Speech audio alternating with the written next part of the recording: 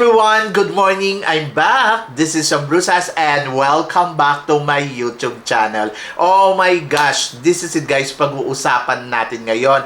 Possible kaya isa sa kanila ang makapag-uwi ng corona ng Miss Universe Philippines? Kung sino to, yan ang tatalakayin natin ngayon. But before anything else, hello Philippines and hello beautiful people! Mabuhay! Kamusta kayong lahat? Sana lahat po kayo ay okay at safe ngayong araw na ito. At syempre sa lahat naman ng mga bago nating subscribers dyan, hello po sa inyo lahat. Maraming salamat guys sa pag-subscribe ninyo syempre dito sa channel ko. At syempre sa lahat naman ng makasolid na, makamamasam dyan na laging tumututok dito araw-araw, lagi-lagi. Maraming salamat guys sa inyong lahat. Syempre usapang Miss Universe Philippines tayo ngayon. Alam ko lahat kayo excited dahil syempre ito na nga, papunta na tayo sa exciting moment at ilang araw na lang, 9 days to go.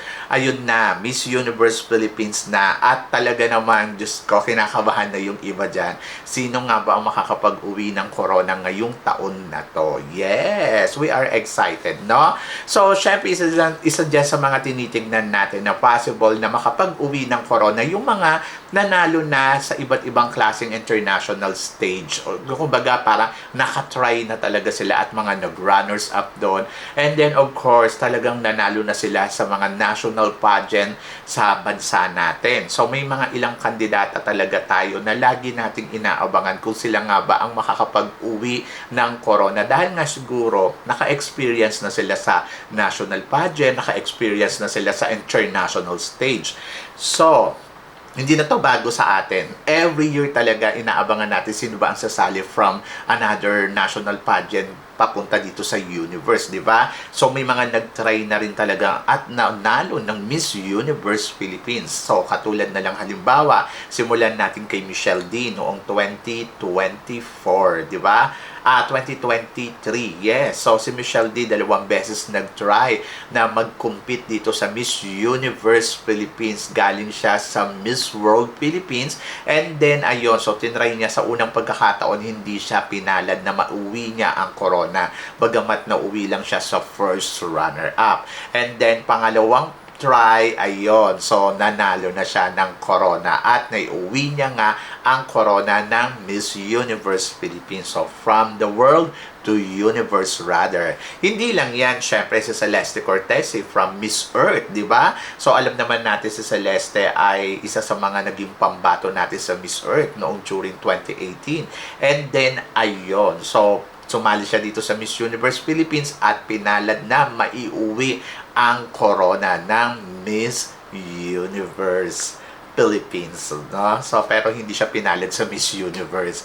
And then, ayan nga. So, Maria Atisa Manalo. So, 2 beses din nag-attempt para sa corona ng Miss Universe Philippines. Hindi naging madali para kay Atisa ang pagsungkit. Nung una ay ayun, so naging second runner-up and then tinry niya uli sa pangalawang pagkakataon, ayun, nanalo.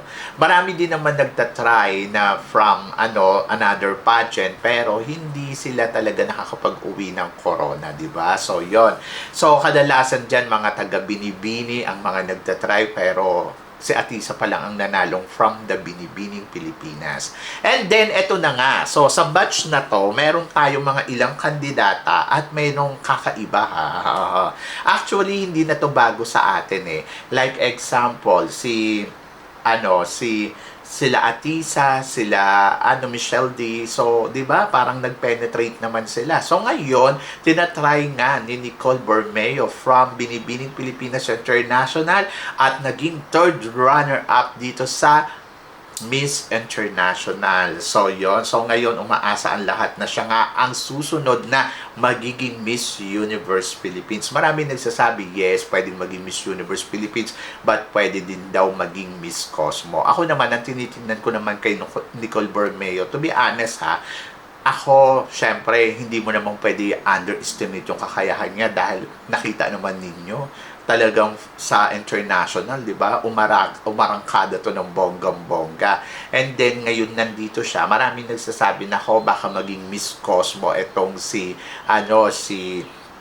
Nicole Bormeo. Kasi nga, ang mga taga-Binibini ang kinukuha ng Miss Cosmo. So like example, 'di ba, si Maria Atisa Manalo from Binibining Pilipinas International, and then sumunod naman si Chelsea Fernandez from Binibining Pilipinas Globe. And then ngayon, pwede naman daw uli mangyari dito kay Nicole na maging Miss Cosmo siya. Ako, depende. Sa ipinapakita kasi ni Nicole dito sa competition ng Miss Universe Philippines, hindi ako magugulat kung siya ang mag-uuwi ng corona ng Miss Universe Philippines ngayong taon na to. Dahil nakita naman natin, Diyos ko, yung orahan ni Nicole Borromeo ay talaga naman nakakaloka. Sobrang ganda, sobrang Pilipinang-Pilipina yung dating. Gusto ko rin yung binago niya, yung styling niya. Hindi katulad ng nakita natin noon sa Binibini. Medyo nag-level up talaga siya. At kahit yung galawan niya, nile-level up niya rin ng bonggang-bongga. Kaya kung makukuha siya or siya makakakuha ng corona ng Miss Universe Philippines, hindi ako magugulat. Possible talaga na sa kanya mapunta din ang corona ngayong taon na to dahil sa ipinakikita niyang galing. Alam ko maraming nadismaya during ng closed door interview kasi nga, di ba, sinasabi ninyo na hindi naman siya nag-penetrate ng bonggang-bongga doon. Pero guys, kung titignan mo pa rin, pasok pa rin si Nicole Borromeo dito sa competition at syempre pagdating ng finals night ay back to zero. So, doon talaga alam ko mag-iingat si Nicole Borromeo at gagawin niya ang lahat ng kanyang makakaya. Pero, ang tanong nga ng lahat, makaapekto kaya yung nangyari kay Nicole noong during closed door interview dito sa pagkuha niya ng corona ng Miss Universe Philippines? Ako parang feeling ko hindi. Parang feeling ko ano yan, pasok sa bangayan at talagang lalaban yan hanggang sa dulo ng competition. So, nakikita ko kung hindi yan universe, pwede yan maging Miss Charm, pwede yan maging Miss Cosmo. So, yun yung abangan natin. But, ay nako, malakas pa rin ang laban talaga ni Nicole para sa corona ng Miss Universe Philippines, di ba? And then, of course, ang sumunod ay syempre, ang pambato ng Baguio. Alam naman natin, ang Baguio talagang malakas talaga sila sa competition, di ba? Kahit naman yung mga sa history ng mga nilaban nila, talagang palaban. Pero itong si Roxy ang kakaiba ngayon taon na to kasi talagang masasabi ko, total package talaga si Roxy.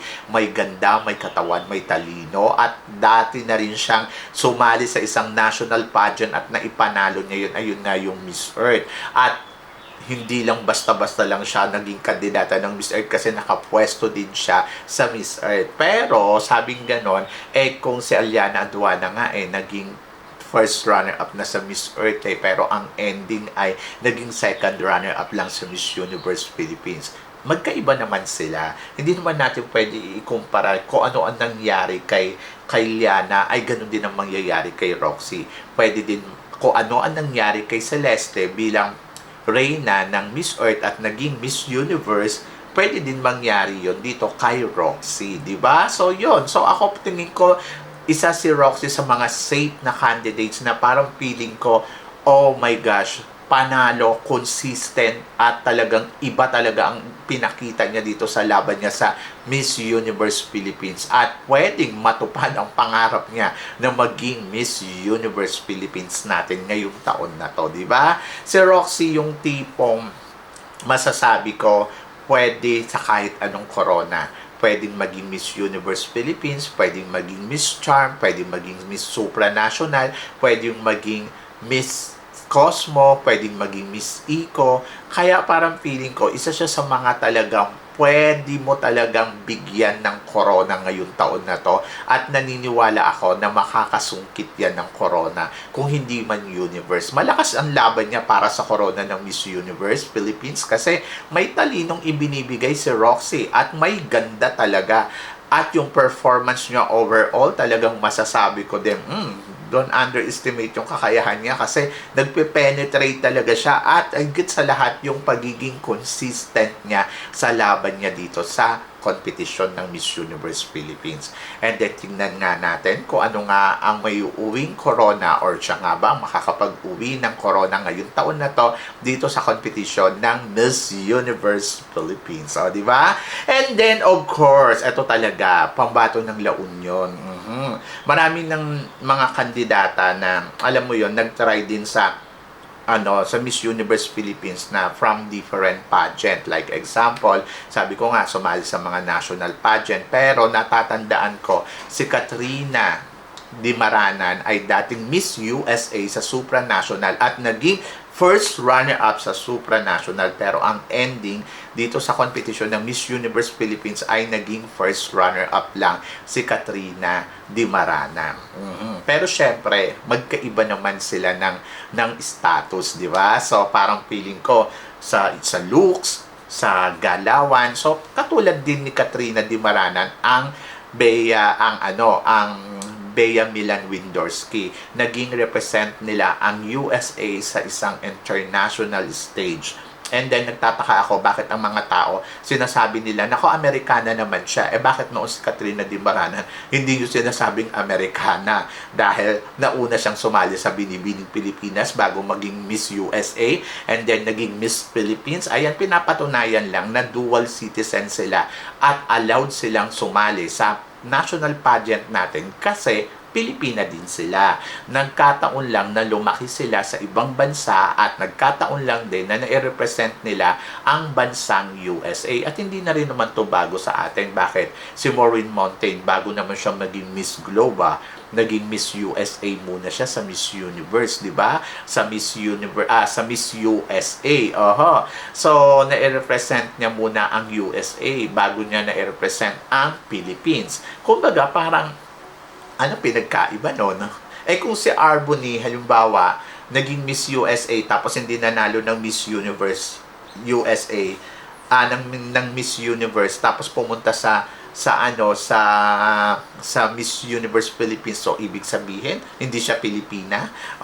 Ayun lang. So may mga history na tayong ganyan. Pero kasi syempre, iba yung laban ni Katrina Dimaranan, iba naman yung laban ni Bea Milan. Si Bea Milan, masasabi natin na talagang isa sa mga total package na candidates natin ngayong taon na to, at hindi lang niya napatunayan sa atin na isa siyang tunay na Pilipino. Napatunayan niya rin sa atin kung ano ang kalibre na meron siya sa competition na to. Sobrang kakaiba talaga ang ipinakita niyang eksena, at ayun, so sobrang masasabi ko, hindi imposible na siya ang mag-uwi ng corona ngayong taon na to dito sa Miss Universe Philippines kasi nga sa ipinapakita niyang galing sa kompetisyon. So, iba-iba sila nila Roxy sa ni Nicole ng atake dito sa kompetisyon. Pero, kung titignan mo naman, ay talagang medyo umangat din talaga ang laban ni Bea Milan sa mga candidates dito. So, yon. So, ako looking forward talaga ako sa coronation dahil gusto kong malaman kung ano nga ba ang kahihinatnan ng laban dito ni Bea Milan. But for now, nakikitaan ko ng potential, nakikitaan ko na yes, ang lakas ng laban niya sa competition na to at possible na talaga siya ang mag-uwi ng corona. So, possible yes, possible no. Di ba? So, katulad din ni Nicole Bermeo, ni Roxy, na nakikipagsapalaran para sa corona ng Miss Universe Philippines. Pero ang maganda dito, nakita natin na ibinibigay nilang tatlo ang best nila para sa competition na to one more time para ma-represent ang bansa natin sa international stage.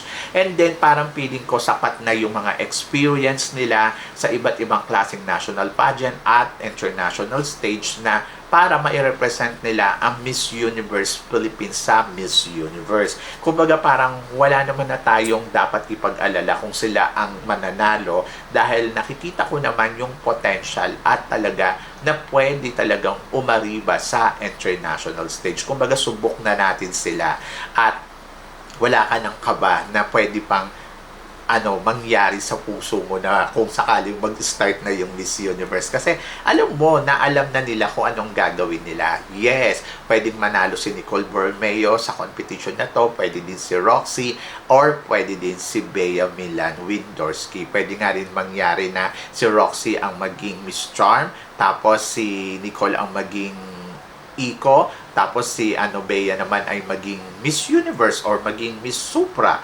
So, kahit anong corona, di ba, pwede nilang ma-penetrate ng bonggang-bongga sa competition na to dahil nga well-experienced na sila at nakita naman natin na hindi naman sila nagpabaya sa laban nila. Kaya job well done talaga sa pambato ng Cebu Province, Baguio, and La Union. And then looking forward ako kung ano ang may uuwi nilang posisyon dito sa competition na Miss Universe Philippines. Sa amin ganun possible din daw na maging first runner-up daw second runner-up daw si Baguio, first runner-up daw si Nicole, and then ang title daw ay si si Bea Milan as a Miss Universe. Pwedeng mangyari yon. Pwede din naman bumaliktad, di ba? So, depende na lang yan sa magiging laro ng kandidata. Pero sa nakikita ko, silang tatlo ay malakas, silang tatlo ay pwedeng makaariba hanggang sa dulo ng competition at silang tatlo ay pwedeng isa sa kanila talaga ang makoronahan ngayong taon na to ng titulong Miss Universe Philippines. So, depende na yan sa magiging laro at depende na yan sa laro din ng ibang kandidata. Kaya good luck and wish all the best para sa mga kandidata natin na nagko-compete dito sa Miss Universe Philippines. Di ba? So, yon. So, kayo guys, ang masasabi ninyo dito sa mga pinag-uusapan natin ngayon? I-comment below mo yan para at least malaman ko naman kung ano naman ang chika mo dito sa mga tinatalakay natin. Syempre, maraming salamat sa inyong lahat sa love and support na binibigay ninyo syempre dito sa channel ko. At sa mga hindi pa nakaka-follow or nakaka-subscribe, please don't forget to click like and subscribe my channel at i-click nyo na rin po ang notification bell to more updated syempre sa aking mga chika. Sabi nga ganon, always keep smiling and laban lang. So guys, hanggang dito na lang. Hanggang sa muli nating chikahan. See you tomorrow. Thank you guys. Paalam.